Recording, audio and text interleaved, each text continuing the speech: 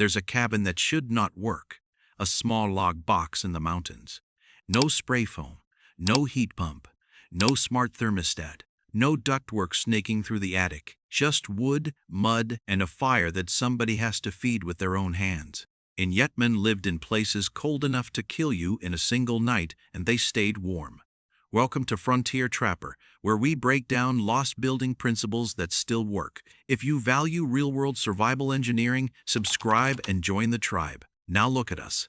We build $400,000 modern homes with engineered lumber, double-pane windows, high-efficiency systems, and entire aisles of advanced materials, and we still spend every winter chasing comfort like it's a subscription.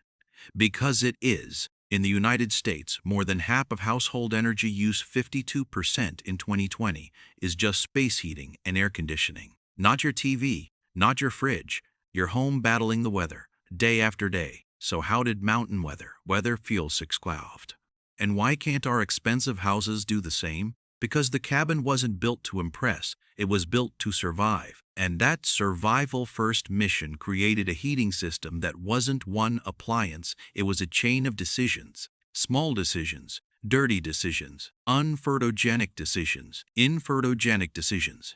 But they worked. The first secret wasn't the fireplace, it was the floor plan. A mountain cabin wasn't an open concept, it was the opposite, small, tight, and brutally practical. One main room, low ceilings, minimal volume, less air to heat, fewer exterior walls, fewer corners for cold air to hide in. Modern homes do the reverse. We build huge volumes, 2-story entryways, vaulted ceilings, tall stairwells. Then act surprised when heat rises in pools where nobody lives, like the ceiling is the landlord and you're just renting the floor. Mountain Man didn't heat a house, he heated a zone. A single room where cooking, sleeping, drying gear, and living all happened within reach of the heat source. Comfort wasn't a whole home promise. It was a warm core with everything arranged around it. That's not primitive. That's efficiency under pressure. And if this is true, if warmth begins with volume, then why do modern homes keep getting bigger while comfort stays expensive? Most people think the cold kills you. It doesn't. Wind kills you. Because wind doesn't just make you feel colder, it steals heat by forcing warm air out and pulling cold air in. A draft is your heating bill escaping through a crack you'll never see in a Zillow photo.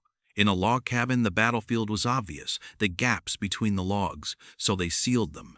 They used chinking wood strips and filler between logs, then daubing, a mud or clay mix, often reinforced with fibers like straw, packed and smeared until the wall stopped breathing like an open wound.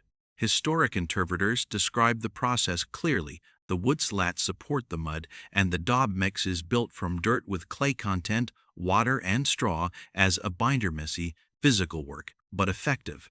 And here's the modern building science truth hiding inside that old mud. Stopping air leakage can matter more than adding a little more insulation.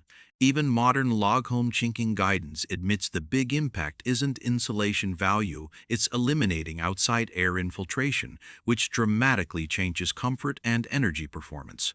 So when you imagine a mountain cabin, don't picture a drafty museum display. Picture a shelter forced by reality to become airtight enough to survive. And here's the problem. If cabin builders knew wind was the enemy, why do so many modern homes still leak like they were never finished? Once the cabin slowed the wind, it unlocked the next secret: time. Thick wood isn't just structure, it's storage. The U.S. The Department of Energy points out something most people don't expect. Logs can act like thermal batteries, storing heat during the day and releasing it later under the right conditions. That doesn't mean logs are magical insulation. DLE is clear. Wood's R value per inch is limited, and a log wall can look inferior compared to a modern insulated stud wall if you only judge by R value. But a cabin wasn't built to win a code checklist. It was built to smooth out temperature swings. Mass absorbs heat when the fire is strong, then gives it back when the fire calms down. It's not instant comfort, it's delayed comfort.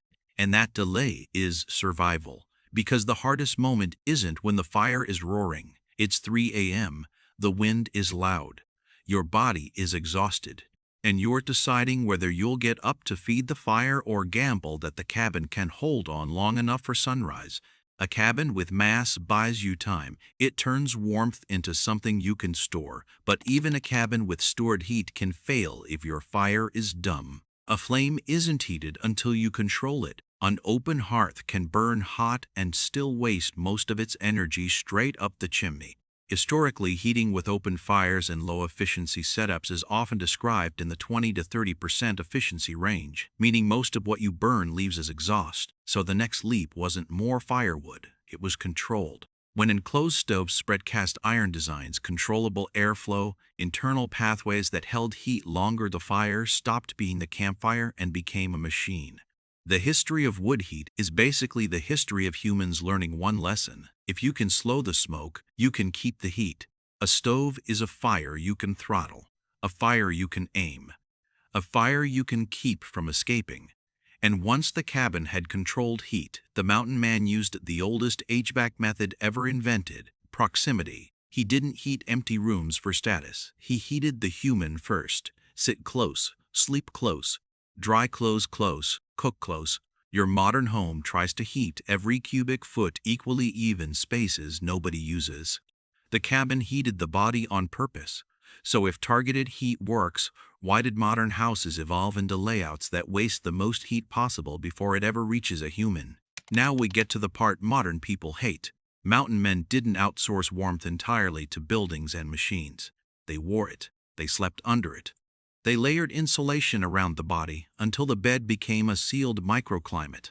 And one of the most iconic cold weather trade items in North America was the Hudson's Bay Point blanket, a wool blanket system deeply tied to the fur trade, used as bedding and clothing, and turned into garments like capotes. The points weren't decoration. They were size markers, a system for identifying blanket sizes even when folded, so when you hear "they stayed warm," don't picture a man lounging in a perfectly heated room. Picture a complete warmth stack, a small heated core space, air sealing to stop wind theft, thermal mass to delay temperature drops, controlled combustion to turn fire into usable heat, and wearable insulation to keep warmth where it matters. That's not nostalgia, that's engineering distributed across the whole life system. Now compare that to what we built. Modern homes look solid. Clean lines, new materials, fresh paint, but many are built like a collection of holes: attic penetrations, complex roof lines, recessed lights, window packages, garage connections, long duct runs, and dozens of tiny seams where air can move. And when air moves, your money moves with it.